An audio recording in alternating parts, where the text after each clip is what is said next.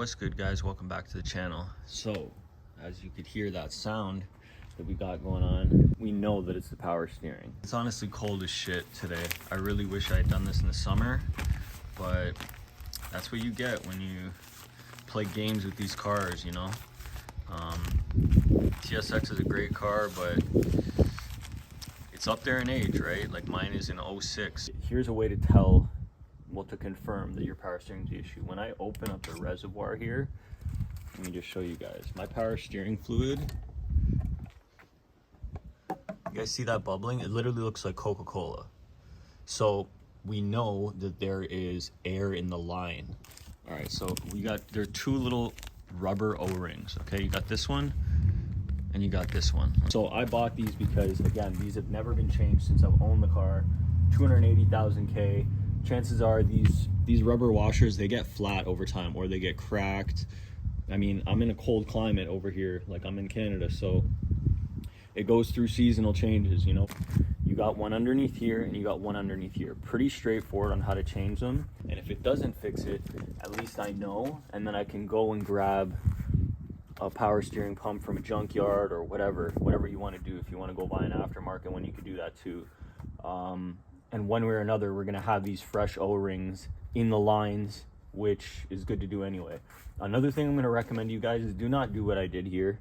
You see I got this little dress-up bolt here. Like, yeah, it looks cool. You know, I put some of them here. I was just messing around one day, and I was just trying to basically see everything that is, I believe, 10 mil, and where I could stick it. And when I first started noticing this problem, I realized that this was loose. So I know there's air in the line from that, but even after tightening it up now, the noise went away for a bit and then it came back.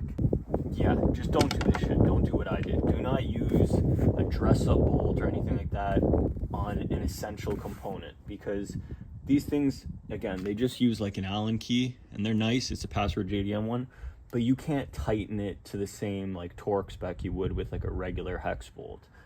Now the problem is I lost the bolt that was here, so I gotta just look around my garage and see if I just have another bolt knocking around somewhere.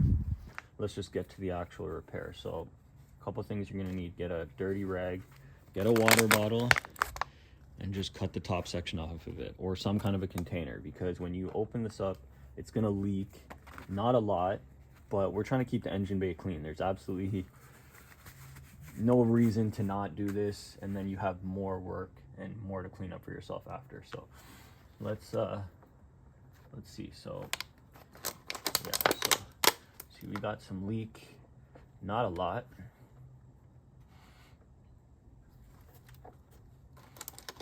Very little, actually. Okay, the top one I feel like is gonna leak a lot more from when I've done this in the past. All right, so I don't know if this is gonna get it off. This is actually like a little plastic pry tool from some vinyl. Oh, this came off easy. Yeah, bro, this thing is flat. Like, I can't, there's no way you guys are gonna be able to see on the camera, but this thing is like, the shape is different than what it's supposed to be. So we know that that's beat for sure. Be careful with this thing, because I mean, it's small. Okay, so now we got that on there. We're gonna stick with the dress-up bolt, even though I just told you guys not to do this. I'm gonna just try to get this in there nice and tight. Okay, that should be good for now anyway, and then I'm gonna get a proper bolt. Damn, it's cold, man. My hands are freezing. I took the glove off. Put this shit back on. All right, now we're just going lefty-loosey, guys. Okay. Be gentle. These bolts are old.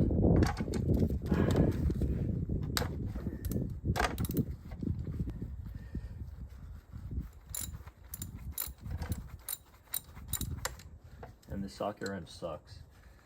I don't know where my good one is. Like, I have all my tools packed up. Like, it's cold here right now, so I mean, I wasn't expecting to be doing this late in the year, but you know what it is.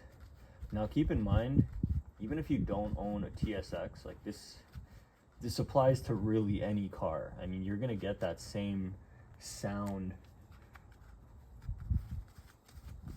that is gonna be basically your diagnostic point that you know something's going on with the power steering.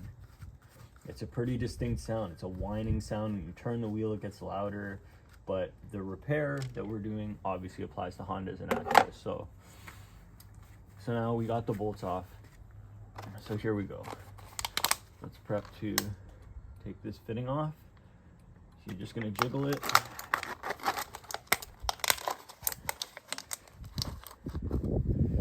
And make sure that you clean off the belt here. Okay, because the last thing you want is for this to slip and cause any more issues. O-ring we got here.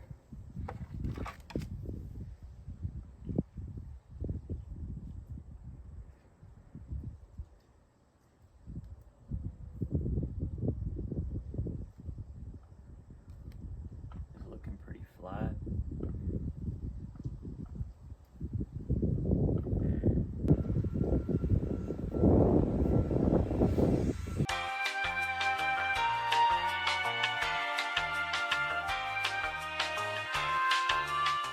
You don't need a lot of torque for these guys. You don't want to over tighten them. It's like 9 pounds or something.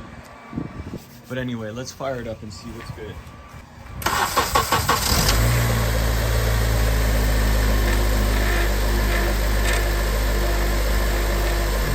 Alright, so we still got the whining noise. But what we're gonna do is we're gonna take the cap off the reservoir. And to bleed the system is super easy. All you're gonna do is turn the steering wheel back and forth, back and forth.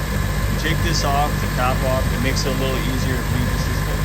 If you can, I would suggest jacking up the front of the car, just so that way you can get the full range of motion on the wheels and it bleeds it faster. I don't have time to do that right now, so I'm just gonna see how this goes. Hopefully that fixes the issue. And we look super low on fluid, so I got a strong feeling it was a leak. Even though we can't see the leak, and I don't see anything, hopefully it's not leaking inside the pump. I don't know, we're gonna find out, but this is one of the easiest diagnostics you can do. It literally costs you like a few dollars, and at least when you can go through process of elimination, you do this without going out of your way to change the pump and all this crazy stuff. So.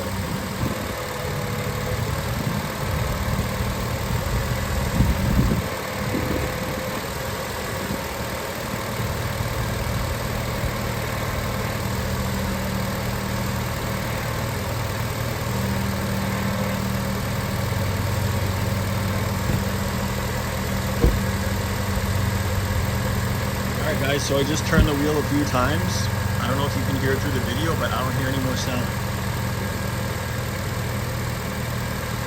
I can see like 1 or 2 tiny bubbles in the fluid, but if you remember at the beginning of the video, you could see how it was bubbling up. You see that?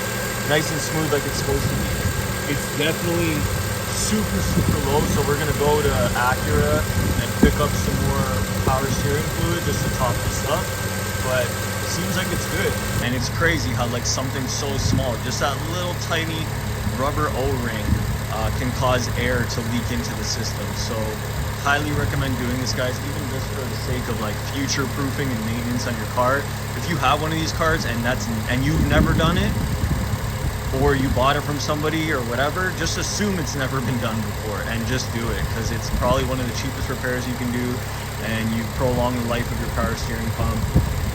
Let's go get that fluid and hopefully that fixes the problem. We're gonna get a real test of if this fixed the issue when I actually go and drive it around. But as far as cranking the wheel full to the left and full to the right, it seems like the sound went away. So hopefully we're all good. Alright guys, we got the power steering fluid. As you can see, we're at the dealership. There we are, right there. As you can see, I paid $19.03. That's Canadian, so if you're in the States, it's probably like 15 bucks or something like that. But with stuff like this, guys, just go with the OEM. I mean, for me, my local parts store, like, they're selling a bottle of power steering fluid, like generic, whatever, meant for Japanese cars, for like 30 bucks. So it's like, why would I pay more? The bottle, you might get a little bit more fluid, but how often are you really changing the power steering fluid? You know what I'm saying? It's just like, for things like that, I like to stick with the original. I've been out grinding all day till the weekend, and she wanna pull up and vibe like whoa. Shark swimming with the freaks in the deep end, sleeping with the demons, had to put it on hold.